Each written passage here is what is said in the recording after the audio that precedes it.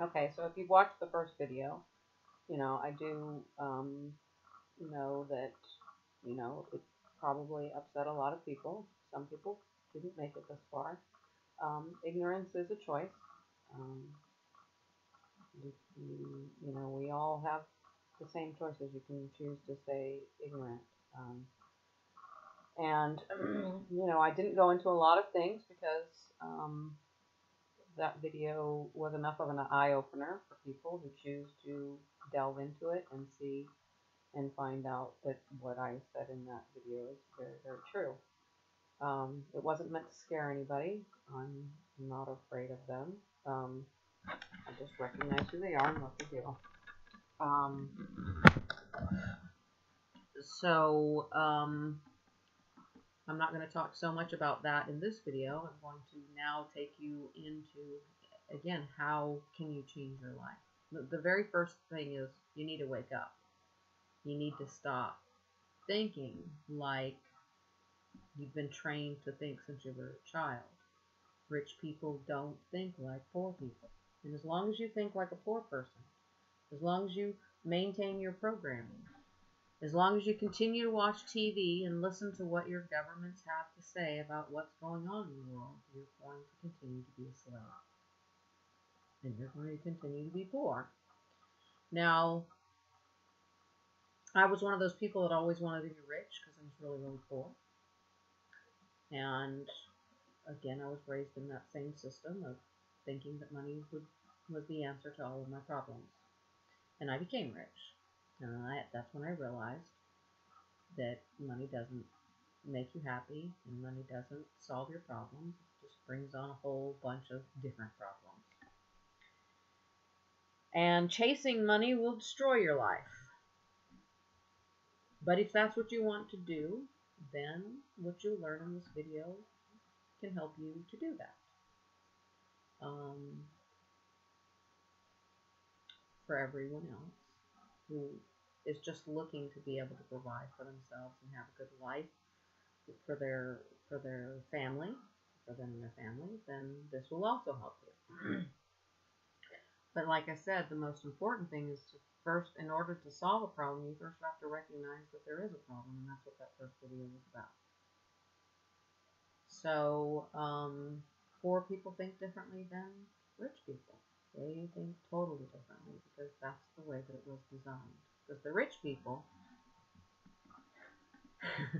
you don't get rich, that kind of rich, and you see these really, really, really, really, really super rich people. You don't get rich by following the rules and being a good person.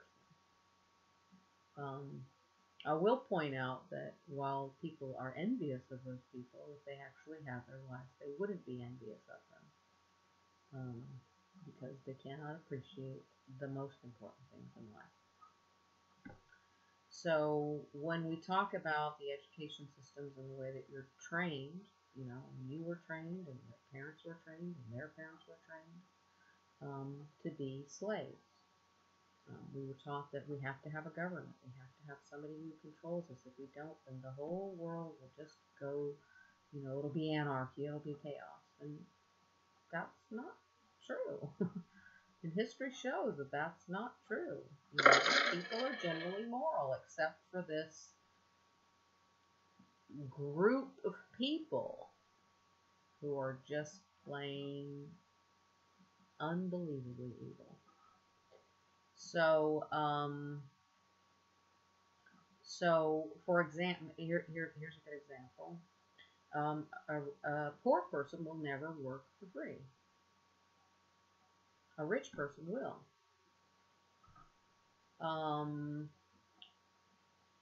Poor people gamble. Not all poor people, but poor people gamble. Rich people don't gamble. Rich people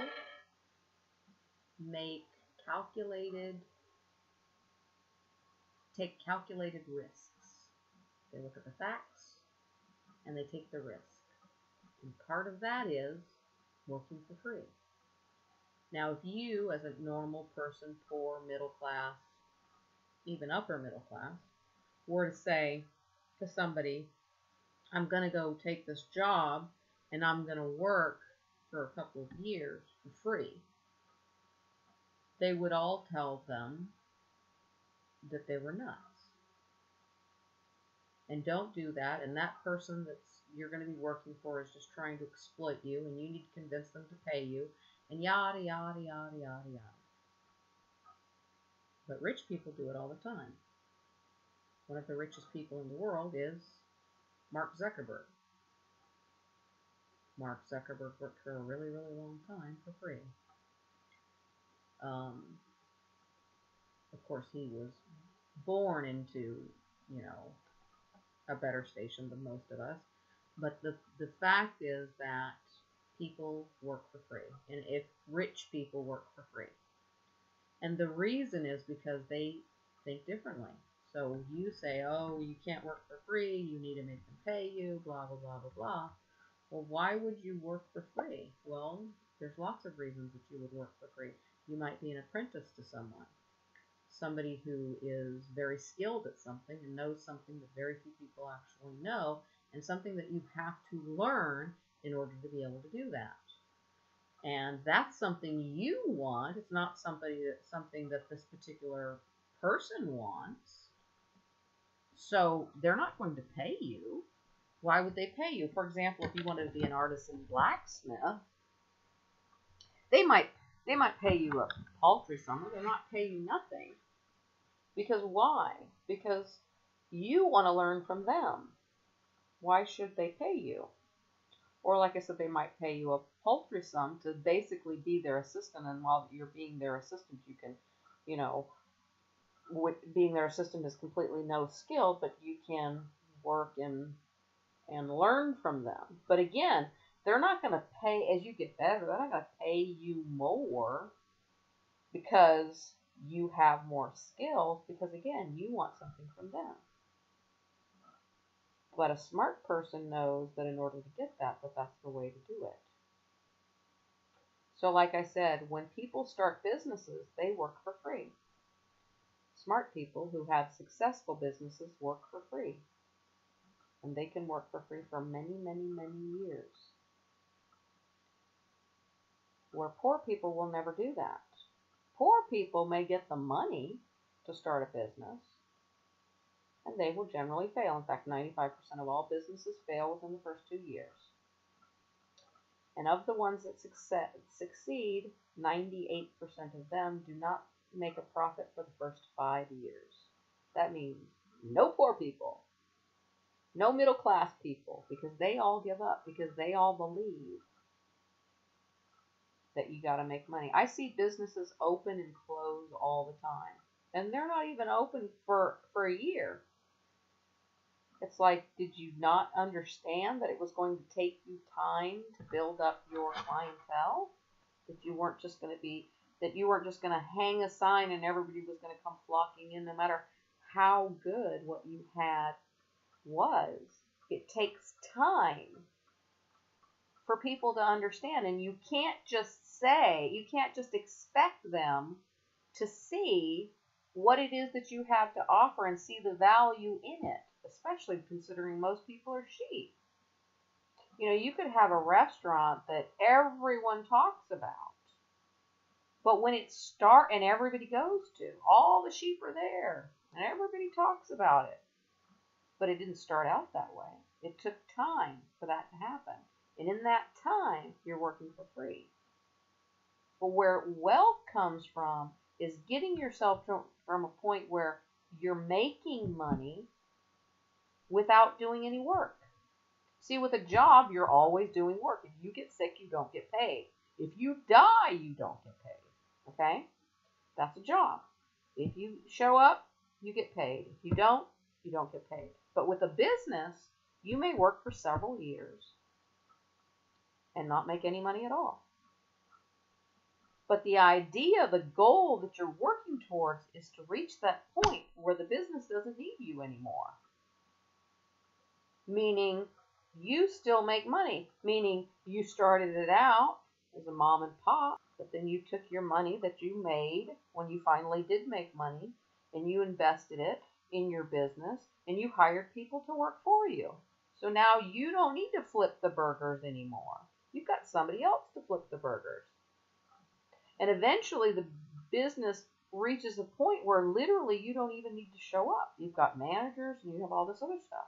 So what that gives you the time to enjoy the money that you make that continues to come in month after month after month. Or what a lot of them do is start another business. And that's how wealth happens. Wealth does not happen through chance or luck. It doesn't happen that way. And in fact, you can give a poor, middle class, or upper class person millions and millions of dollars, and they won't get rich. They won't turn that into more money. They'll lose it all. Why? It's not because they didn't have the same opportunity. They had a better opportunity than these people, than these rich people when they started out. So why did the person with all the money fail when the person that started out with no money end up becoming successful? Because they don't think the same. They simply do not think the same.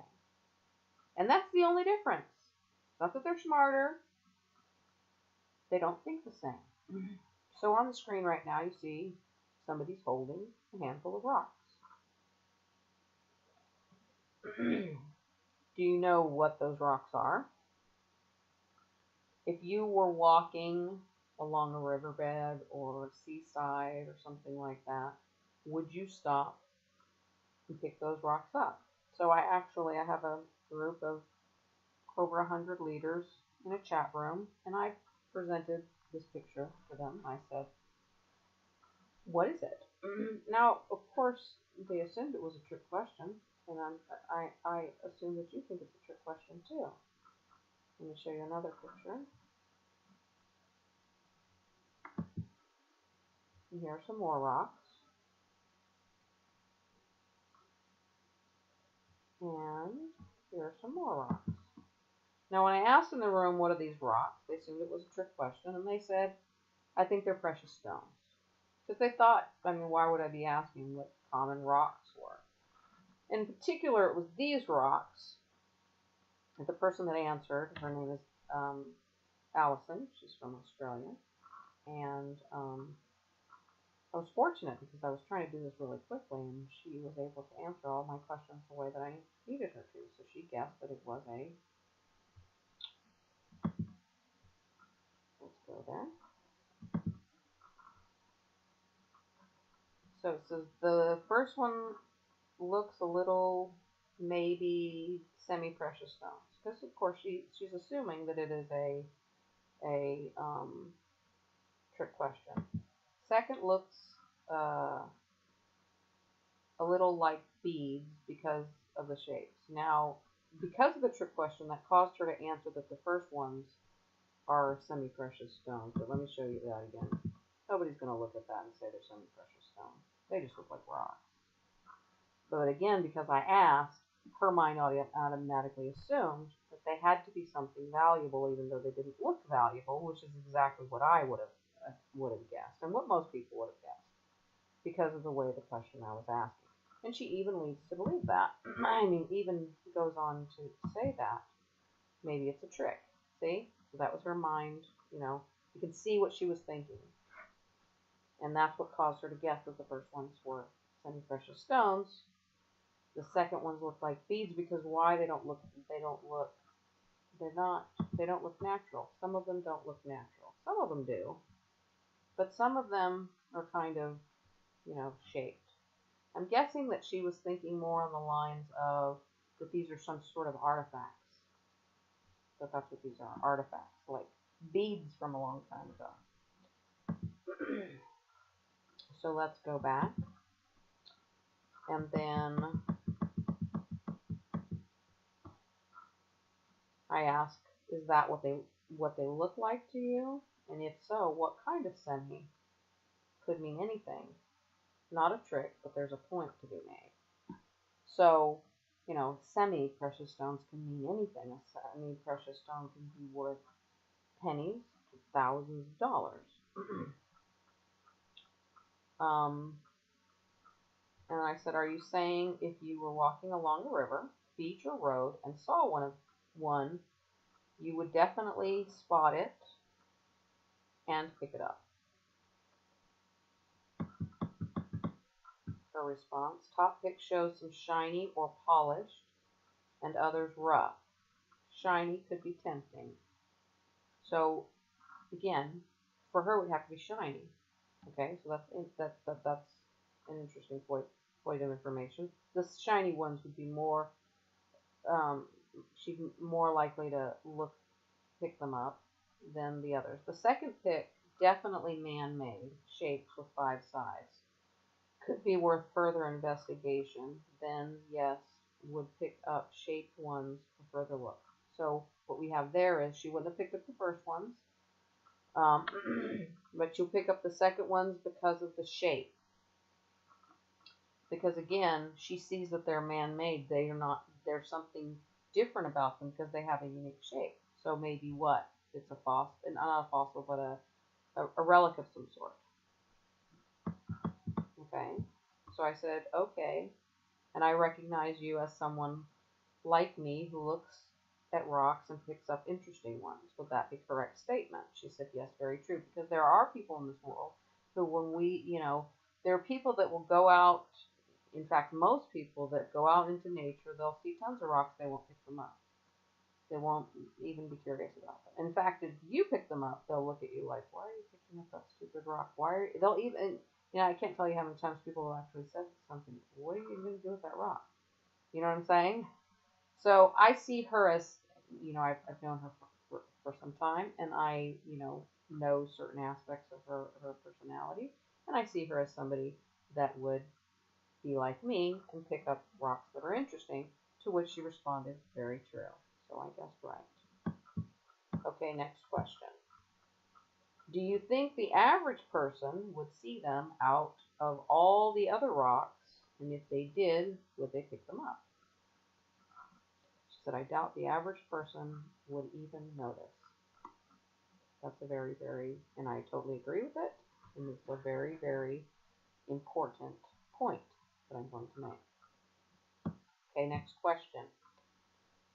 Now that you have picked it up and looked at it closely, which is the same as looking at the picture, answer truthfully now, what would you do then?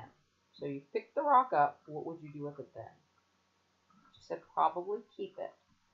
In fact, I have a collection of unusual stones I found. And so then I thanked her for that. Okay. So I'm going to show you one more picture. Actually, I'm going to show you 2 more pictures. But let me find where this other one is. That one. This one. I think I showed you that before. And then I'm going to show you this one. I've blown it up here. This is the one. That's the other one. So we see these kind of rocks on the ground all the time.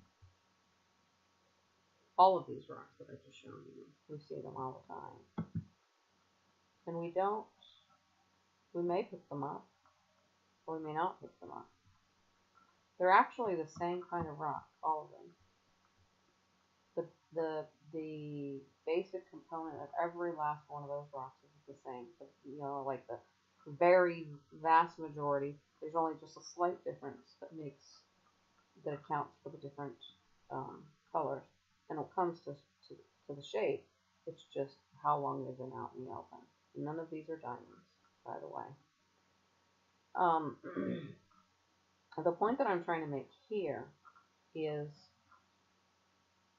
when you decide that you want to start a business or be in a business or do something, you cannot rely on other people's opinions.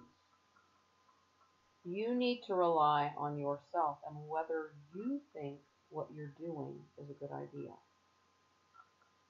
Because the vast majority of people on any topic have no information or expertise on it. So when people go, oh, I like to get the opinions of other people, why? They don't, the chances of them knowing anything are slim to none. If you have, a lot of people listening to this video are people who are looking to make money from the internet. And a lot of the people watching this video are the type of people that literally think that in order to be successful, you just have to join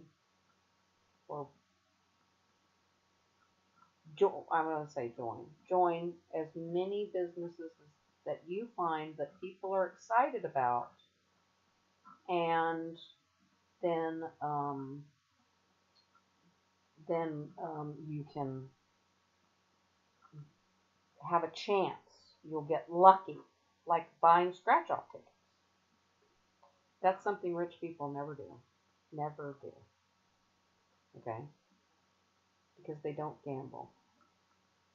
They take calculated risks.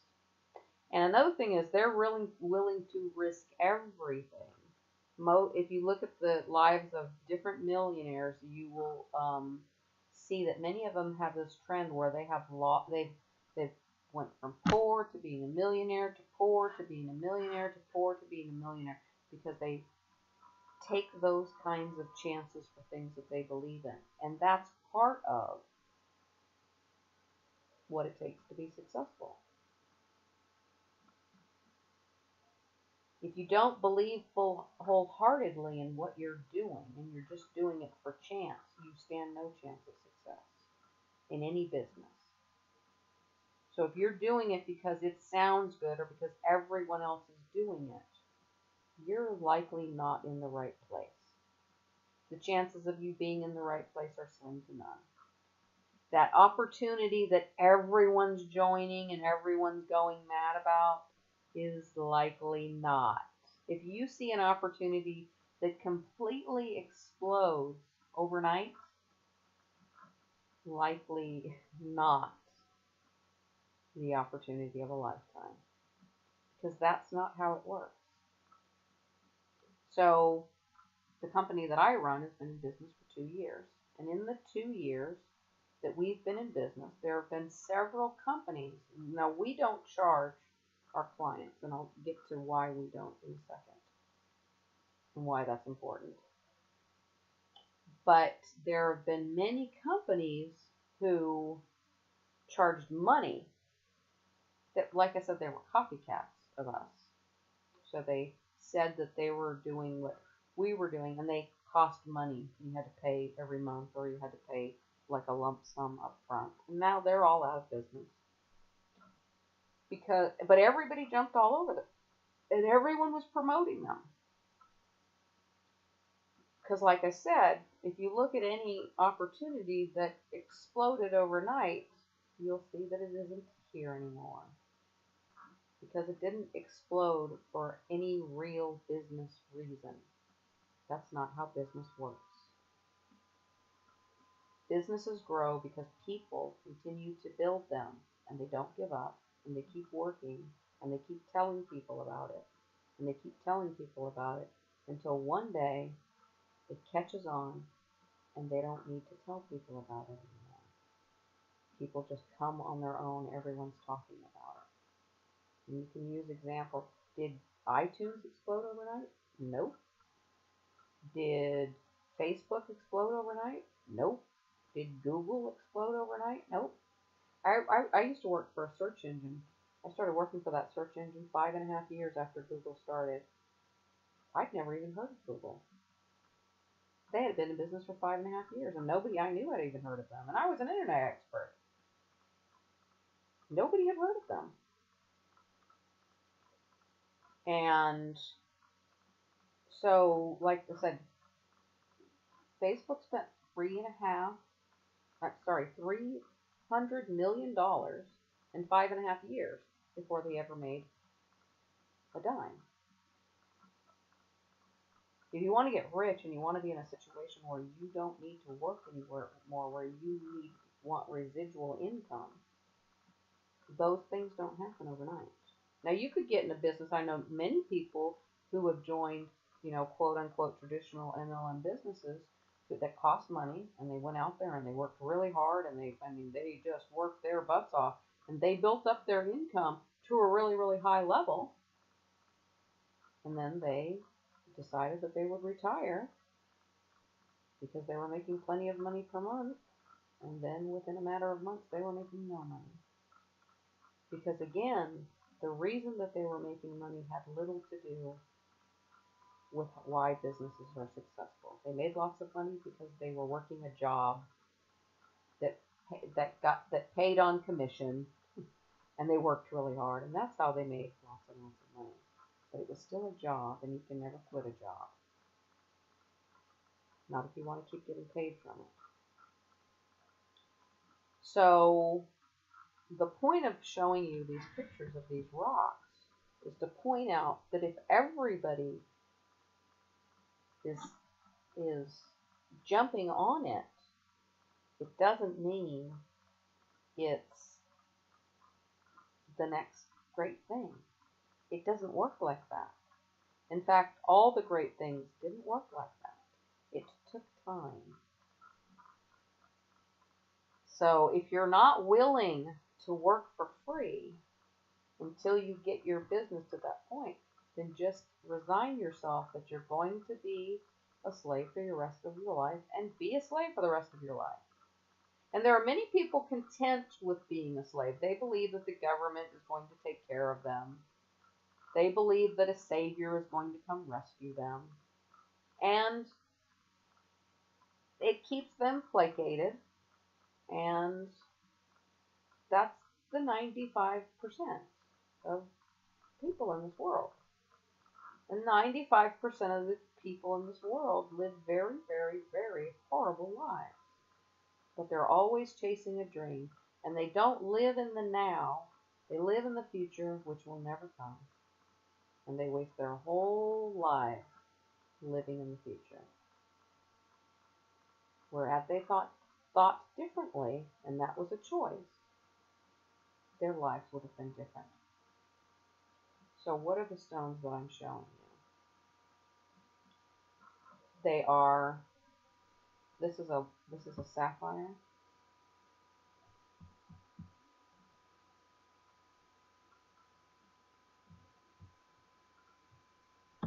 These are rubies.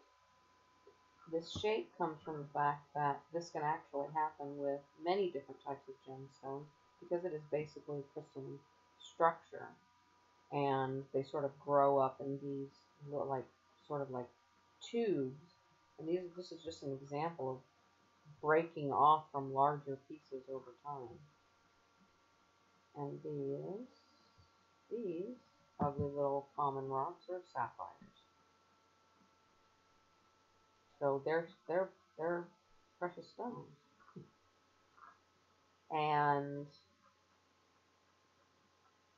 But most people don't know what precious stones look like.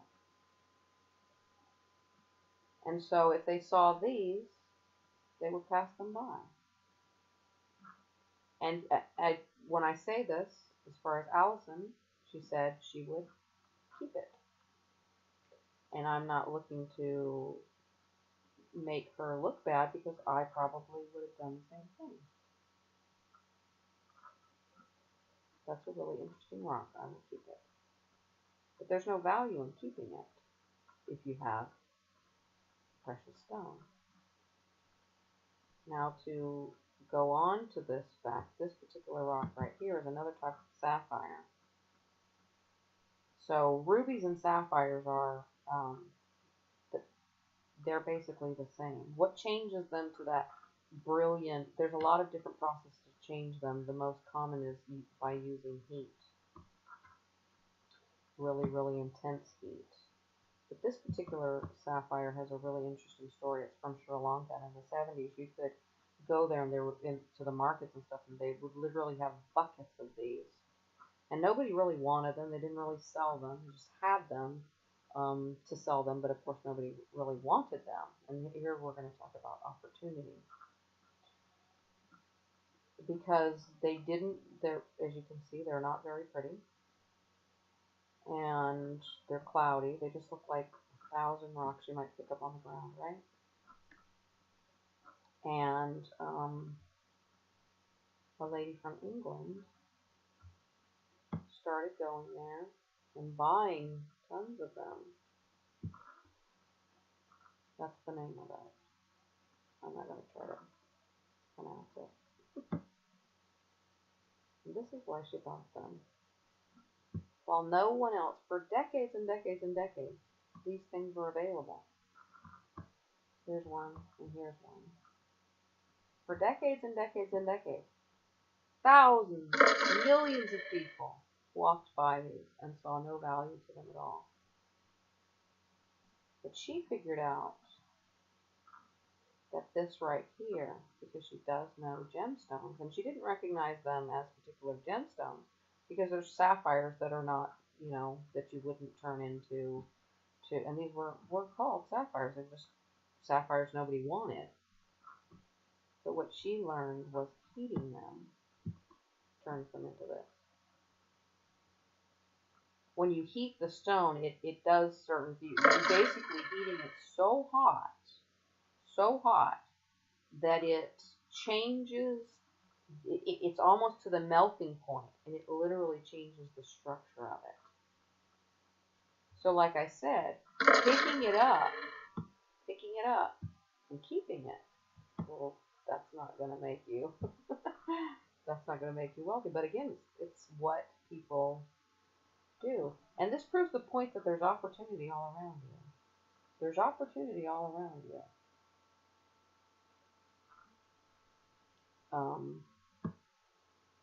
It's just whether or not you choose to see it, and if you do choose to see it, that you then do something about it, that you take action for it. So if you were to come across a handful of precious stones,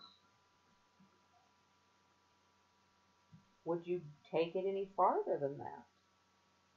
Because in this state, you're not likely to sell it to somebody, are you? But then we take the idea and say that it is your work that makes it, that puts the value in it, that puts the money in it. So if you pick these up and you keep them, there's no value. You get value of it from it when you look for it, recognize it, and then take it to a place, whether you treat it yourself, which most people don't have the equipment to do that because you have to heat it up really, really, really hot. But anyways, or take it to someone who deals in precious stones. Now you've turned it into something.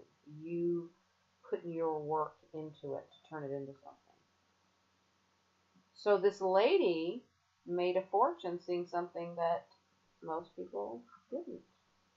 And that's how things are. So when you see like an opportunity, like let's say a friend of yours comes to you with an opportunity and they tell you, you know, how great it is, and you go, well, yeah, that does sound pretty great, but it can't be great because how is it that you know about it? If it was so great, you wouldn't know about it. And people do those types of things. Or someone else would have thought of it before. Well, nobody thought of it before this woman who discovered this about these stones and bought tons of them at, you know, ridiculously low prices. So it's your individual thinking and understanding that when you have a business, and I don't care what kind of business you have, 95%, it could be more, it could be 100% people. It just depends on what kind of people you have in your life. But 95% of the population are going to tell you, you're nuts, you're wasting your time, don't do that, blah, blah, blah, blah, blah, blah, blah. And they have their own reasons for saying it. And in fact, all of these big companies, the people who started them were all told exactly the same thing. The difference was they didn't listen. So if you see something that has value, you must stand strong and fight for that thing that you say has value. Because I guarantee you, I'll put my money on it. If you took a handful of these, or a bucket full of these, which would be worth, big ones, you know what I'm saying? Or a bucket full of the other ones that I showed you, and tried to sell them to anyone for $50 when it could contain tens, hundreds of thousands of dollars, not a single person would buy them from you. Not a single person would buy them from you. And that's the human condition. It's all about what you think. And they've actually done, you can go and, you know, there's a guy that goes around trying to sell gold bars to people. And you should watch it. You know, it's really, really interesting. It proves the point. Nobody would buy it. Nobody would buy it. Gold coins, silver, blocks of silver. Nope, they wouldn't buy it. Even though he would stand out front of a coin shop and say, we can go in there and you can, you know, they'll tell you what it's worth and verify that it's real. They wouldn't do it. They wouldn't do it. And what do you have to lose? You walk across the street and you go in there and they say, yeah, that's real gold. Or yeah, that's real silver. Or yeah, those are real precious stones. They won't do it. Tons and tons of people. One lady wouldn't trade a gold bar for a used lipstick that she had. Another lady wouldn't trade it for a drink she had in her hand. So, if you want out of the life that you have and you want a better life, you certainly can't trust the sheep around you to guide you. And you also have to work. And it's going to take work. Nobody, that's another part that people have been, you know, taught in the school systems and stuff like that, is somebody's going to take care of you, somebody's going to provide for you, someone's going to save you. And so people believe those things. And that keeps people a slave. But I can tell you right now, your government is not going to protect you. Your police are not going to protect you. And if you haven't seen that by now, you really need to get out more. That's not what they're there for. So if you want a better life, you can have a better life. Stop believing the lies that there's something that they have that you don't have. That's the lie that keeps you a slave. And don't expect when you have discovered something great that those around you will instantly see it, because they won't. They won't. If you took these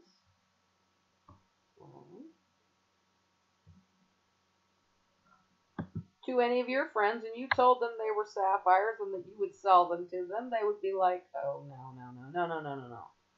It could be your very best friend. No. Because they have to see it in finished form in order for it to have any value to them. Let's say that this is worth finished, okay, $100,000. I don't know what it's worth, I'm just saying. Let's say it's worth $100,000 in finished form. Well, what does it cost to finish them? Let's say that it costs $1,000 to finish them. So if you were to buy them for anything under $90,000, you'd make a really good profit. You'd make $8,000 if it was that amount, but you could make even more depending on what you paid for it. Just need to do a little bit of work. So when you go and you tell people about something, don't expect them to get it. You need to keep telling them and telling them and telling them till it finally sinks into their head. So I have a person on my business list who has been on my business list for many, many years. And because I run the business, I don't really have a lot of time to send out to that list. So every few months, I send out a message to some of them, not all of them. And because it's very time consuming. And now this person is responding to me like, and actually the interesting thing is that the message that he's responding to was sent several months ago. And now this person is just going crazy, excited, thinks it's the greatest thing since sliced bread. It's just unbelievable, can't believe it. But he's known, and it's 2 years later. He's known about it from the very beginning. It didn't click in his mind. He didn't get it. He needed more information.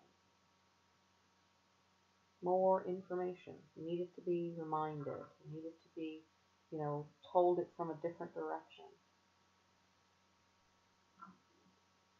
It's not that the opportunity changed. It's that he finally saw it. And that's the case with these companies where all of a sudden everybody's talking about it.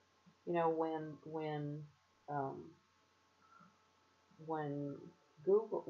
Facebook bought WhatsApp in 2009, they had 250 million people who had signed up for it. Now that Facebook has bought WhatsApp, they have well over a billion people who use it. Why? Did it change? Why did it take years to get that smaller number, and then now this other? Because people didn't know about it. And it wasn't till everyone was talking about it that the sheep went, oh, I have to go there. I have to go there because that's where everyone's at. So I said that I would talk about the whole idea of free. So the business that I have is a free business. And I said I would talk about why that's important. It's a free business, and the businesses that are in it are either created by myself or other companies. And those other companies are also free. Why is that important? Because if you want residual income, you need to be able to make sure that the people will stay. Now, I'm not saying free is required for residual income. Obviously, it's not. But for the average person, it makes residual income easier. And I'll tell you why. We're not an MLM company because in order to be an MLM company, we would have to sell something. And we would have to charge people, and we do not do that. We make our money the same way Google and Facebook and all social networks make their money, even though we're not a social network. And that's through advertising. The difference between us and all of those is that we share that revenue with our users. So, and Facebook does not, and Google does not, and none of the other social networks do either. So Google and Facebook are two of the biggest. They are the two biggest internet companies in the world, and they don't charge people to use their services. We are actually better than them because we actually create our own product. Well, Google and Facebook do not make their own product. Google makes some products. I'm not saying they don't. But where they make their advertising money, they don't make those products. They make their money selling advertising on other people's websites. Facebook makes their money by putting ads on pages where the content was created by other people. Social media in general is where billions of people put in trillions of hours of work and a handful of people get paid. So the difference with us is it's reversed. But like I said, we make our own product. You know, there's games on Facebook, but Facebook doesn't make games. They charge people to put their games on there. Facebook doesn't make a product. They exploit the masses. So another one of our companies that are in there is also free, and they also share their advertising revenue. And they have a product that is like WhatsApp, only it shares its advertising revenue with its users. I don't want to say it's like WhatsApp. It's better than WhatsApp.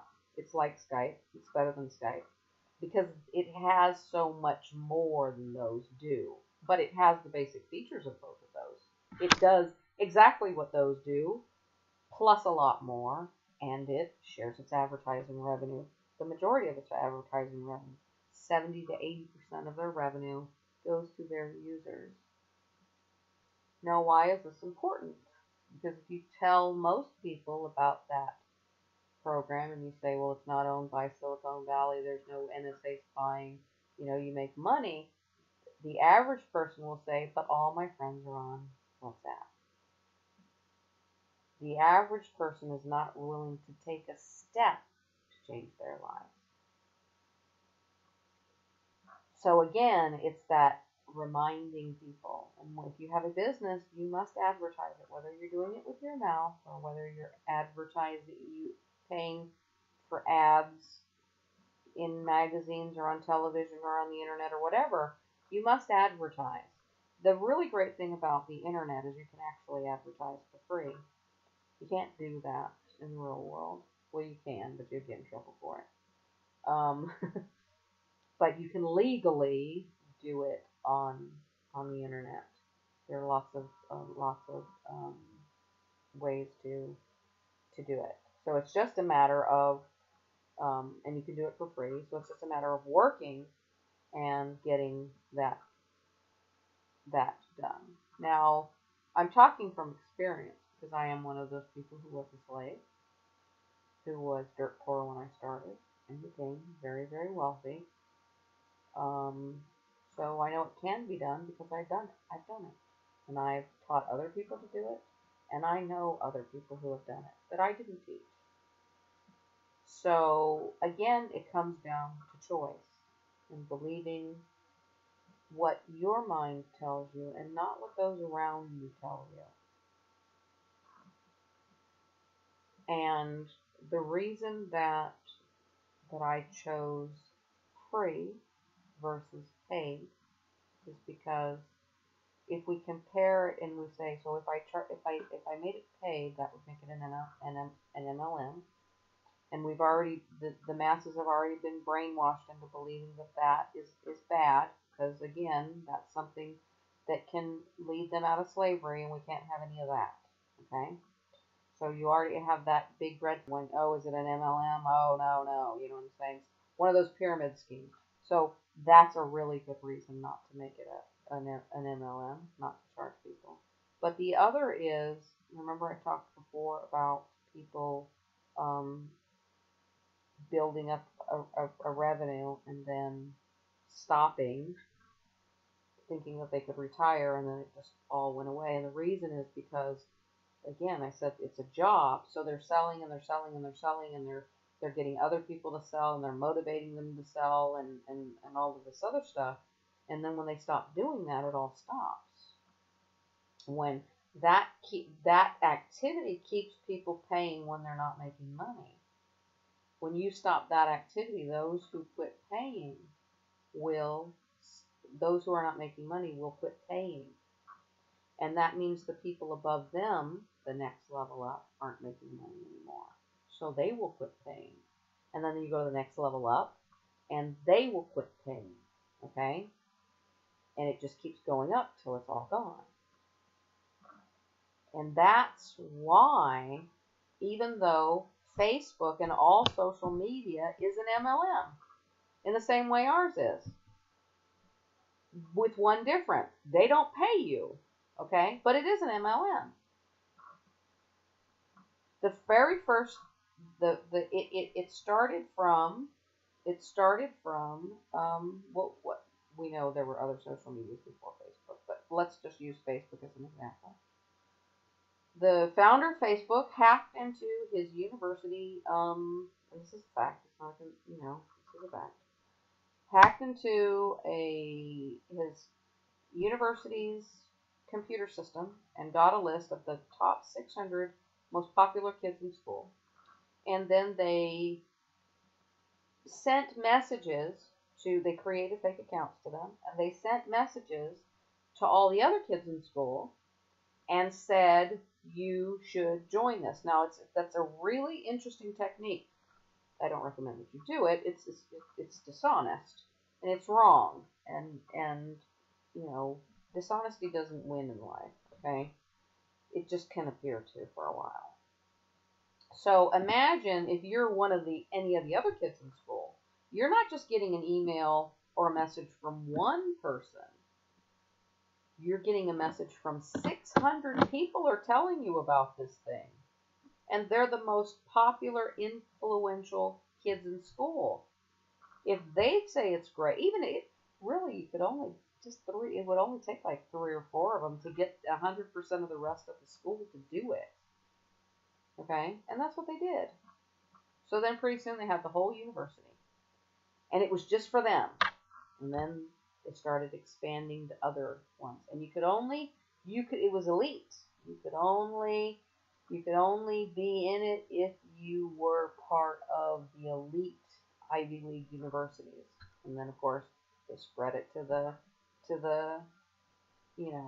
regular universities. And then it was just in America. Then it was, just here and just there until, now everyone can use it. And that's just all part of the manipulative system where you can get the sheep to do what you want. And that, in fact, is a Ponzi scheme, but a different kind of Ponzi scheme because, again, it's not using money to do it. It's not using money as the incentive.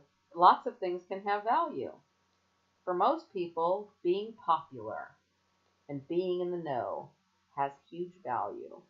And smart unethical people can use that for their own means. So other companies that grow through natural means, and as I said, with all the stuff that they were doing, it still took them 5.5 years. Can you imagine? 5.5 years with all of that shady stuff that they were doing, with $300 million, it still took them 5.5 years to make a profit. So, it's not the smartest way to go. And in fact, many companies have come up who didn't have those evil backstories and have become very, very huge. Amazon has a really evil backstory that I'm not going to go into. But there's another company, what's the name of that company? Wish. And they're about to just steamroll over Amazon. And if you haven't heard of them yet, you will. So, and they don't have any of that, sort of evil backstory. They've been running for several years, many years. Sort of in the background, not doing, any of the exploitive things that, Amazon has done. And maybe they are doing some. The point that I'm trying to make is YouTube, for example, was not created by Google. It was created by normal people who then sold it to them. WhatsApp was not created by Facebook. It was created by normal people who worked hard and built it up and one day got a big payday. By the way, that company, Wish, was offered $8 billion cash. $8 billion cash by Amazon. they turned them down. But so again, you see, um, there is honest and ethical ways to do things. But the point that I'm trying to make here is, if you want, if it is your goal to be rich or part of something very, very successful, whether you're starting your own business, like a mom and pop business or any other kind of business, you have to realize that it takes time to build and that you have to be willing to work for it if you're going to be successful. And those factors right there, and as I said, I don't call the grace of God luck, because anybody has access to the grace of God. You do good things, you get rewarded. Okay? But everybody can do that. That is a choice. It's a choice to do good things. It's a choice to be a good person. So, again, you can choose not to. But again, that's a choice. It's all within your control. The keys to success are, every single person has those keys. It's just they've been taught that they don't.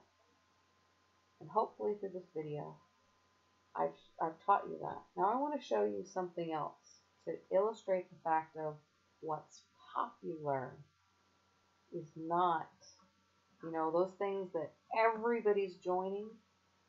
I want to give an example. I'm going to use WoW app for example. If you,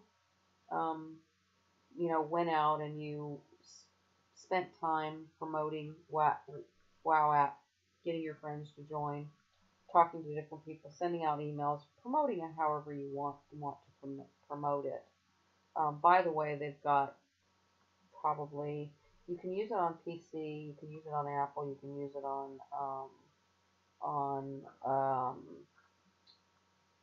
you can use it on basically all devices. But I looked before doing this call, and just on Android, they have over, I think it was 5 million downloads, and they've only been in business 2 years. So, and that's what they say is critical mass. That's when things really start to change.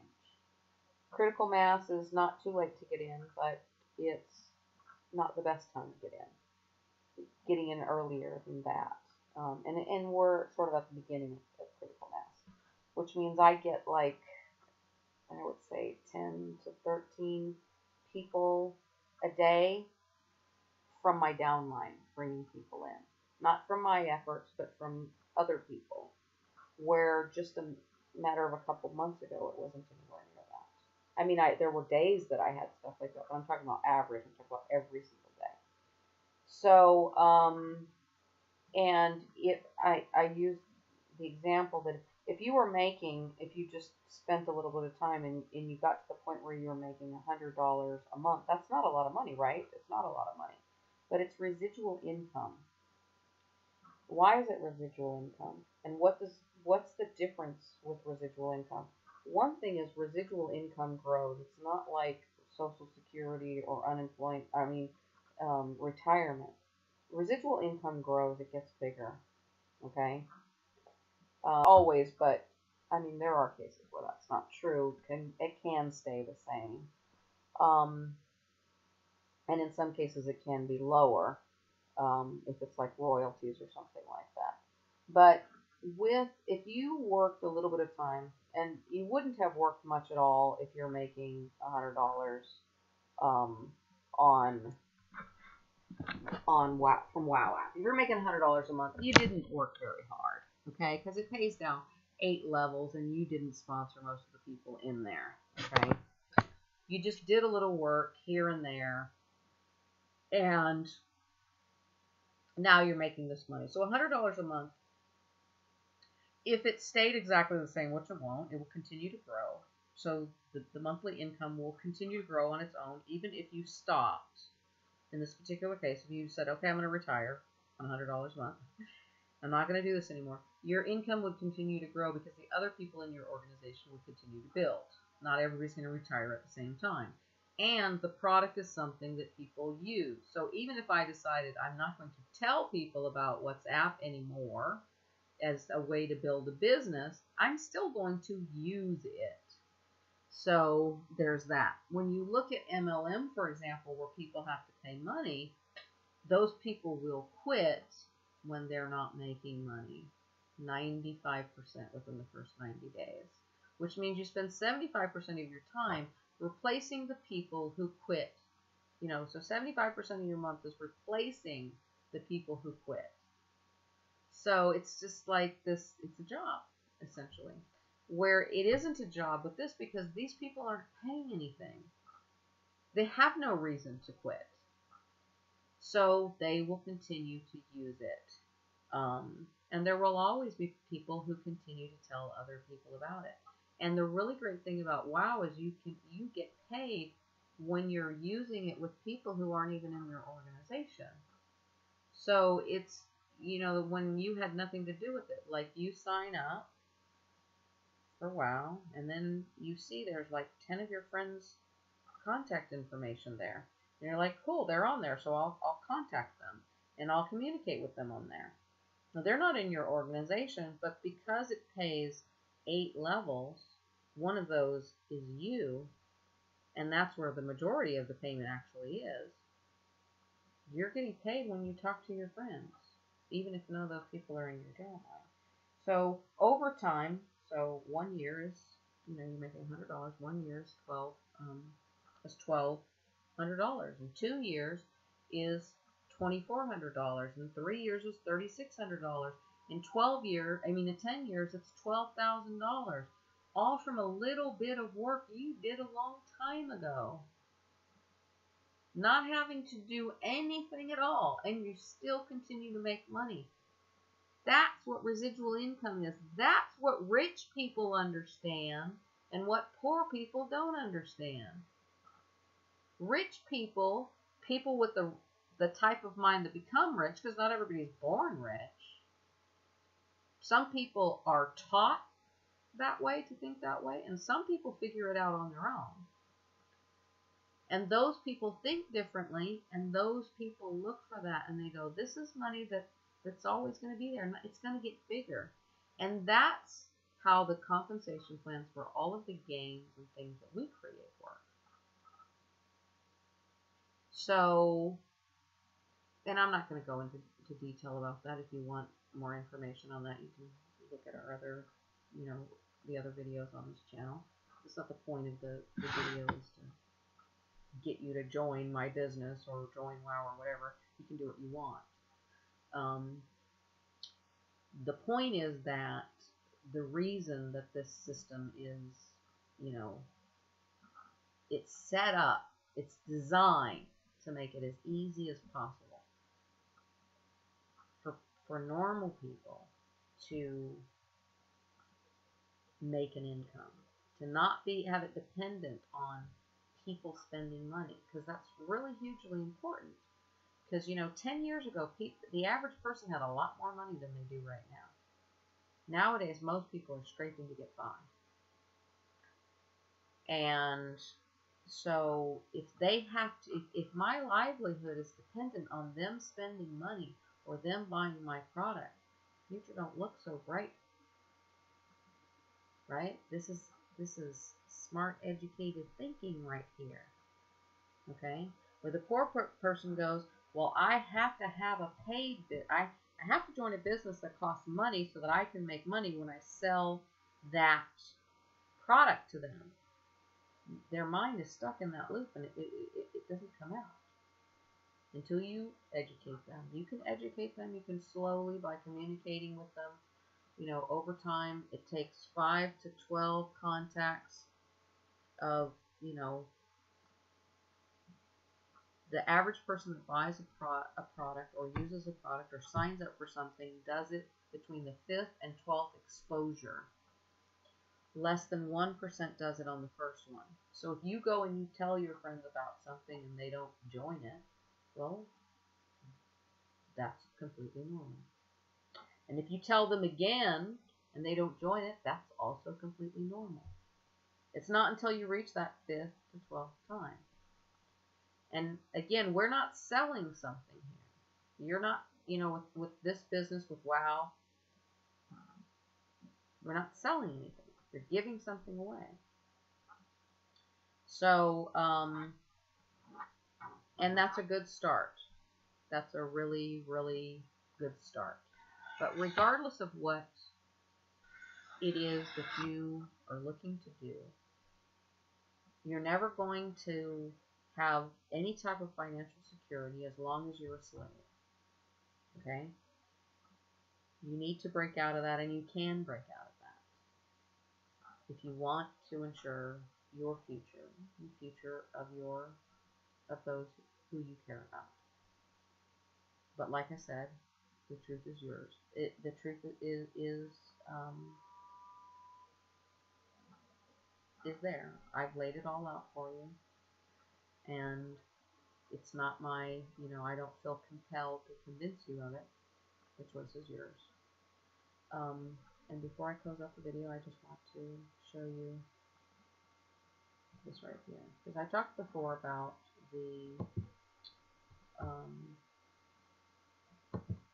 I talked to you before about what the masses see and how the masses behave, and things being really, really exciting. You may or may not know what this is. Now, when I explain it to you in the way that I'm going to explain it to you, if you haven't heard of it before, you will probably go, oh my God, that is incredibly stupid. Now, because I'm going to explain to you how stupid it is. However, if you heard it from one of the people that actually do this, you might have a completely different opinion. Like I said, when they get you when you're young, or they can get you with first exposure, they can get you to think things that are totally illogical. That's one of the things they call magic. Okay, so this right here is they call it a game. As the owner of a gaming company, I would not call this a game, but they call it a game, and it is the first Etheron game, I believe. Etheron is how you pronounce it, which is a cryptocurrency. Now, and people spend cryptocurrencies like Bitcoin, to buy these. And the claim to fame is that because they're on the blockchain, you actually own them. Like it can't be hacked or anything like that. It's always yours. If you buy this first little kitty, it's always yours. It's in the blockchain. You can never lose it. It's always yours. That's what makes it so valuable. It's yours, and it can never be deleted. Now, if you are into gaming, not playing games, but gaming, you probably know that there are people in the world who spend, hundreds of thousands of dollars in gaming, playing games, purchasing something that isn't real, that is ones and zeros. Okay? Now, for me, I would say that's stupid. For my son, he sees value in it. Why? Because he grew up in that world. But those ones and zeros will do nothing if, for example, some catastrophe struck the earth. They're gone forever. Okay? But again, he has his reasons for why he sees it has value, and I can't say, that he's wrong, because value is what you put on it. Okay? So this is kind of the same thing, except generally in those games, it's something you're doing all the time. You're sort of going into the game and you're playing that game, and it might be a suit of armor that you wear when you play the game, and other people playing the game may see the suit of armor. So, like I said, it is not uncommon. So in this thing here, they're spending, I'm going to say money, because if they took that, if they took that Ethereum, or however you pronounce it, and they were to cash it out right now, they could get money for it. They could sell it for money. So in essence, it is money. Now, how much that money is worth depends on the second that you sell it. It could be worth a lot today, be worth nothing tomorrow. So it just depends on when you sell it. Or it could be worth nothing today and worth a lot tomorrow. But this example here is this is what you get. This is exactly what you get. Okay? There's nothing else. They don't do anything. They don't move. They don't dance. They're not like Pokemon. Okay? Which I also think is stupid, by the way. But, you know, hey. These are just, the thing that puzzles me about this is they're collector cards, but, you know, like of Beanie Babies or little horses or whatever, and those pictures are different.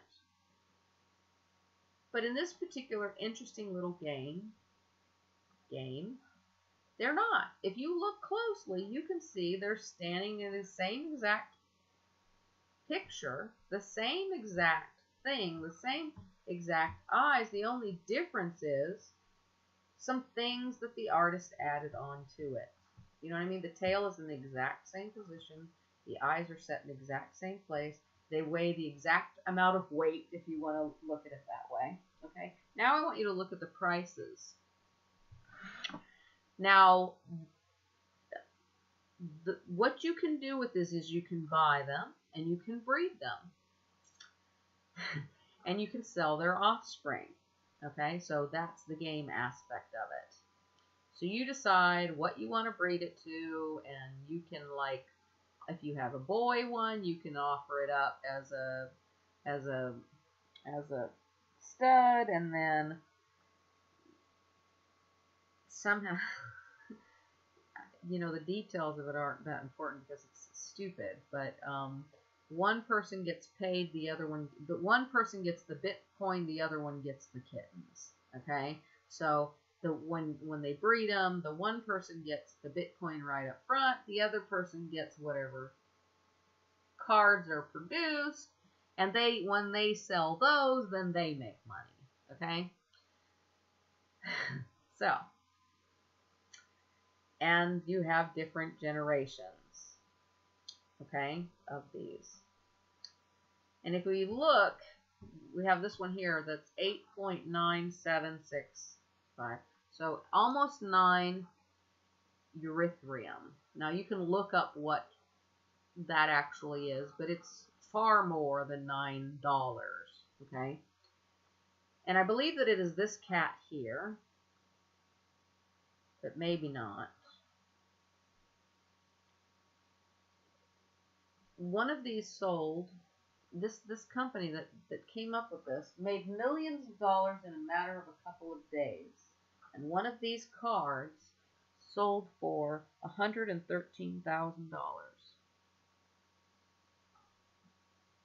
Now, they've made several million dollars, and it's so popular, this game is so popular, the cheapest one cost like $12 of one of these cards, okay?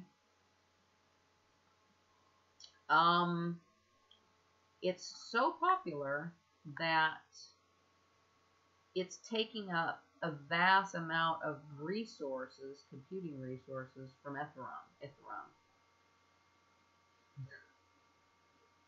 Now, does this mean that this is a good idea and you should jump on this bandwagon and get in there and get your kittens and start breeding? Yeah, I'm going to say no.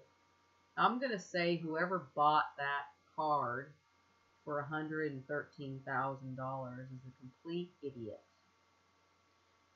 Because this is just as much of a fad as Pokemon was.